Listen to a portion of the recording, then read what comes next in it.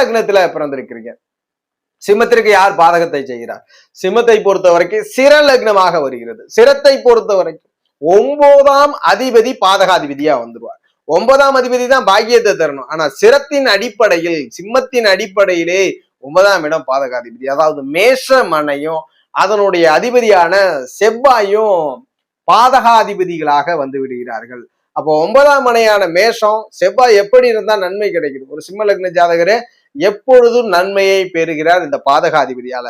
செவ்வாயோடு ஸ்தானபலத்தை இழக்காமல் சூரியன் அல்லது குரு தொடர்பில் இருக்கும்போது, சூரியன் அல்லது குரு தொடர்பில் இருக்கும் பொழுது இந்த சிம்ம லக்ன ஜாதகர் பாதகாதிபதியால் நன்மை கிடைக்குது. வாழ்க்கையில எல்லாமே நல்லா நடக்குது.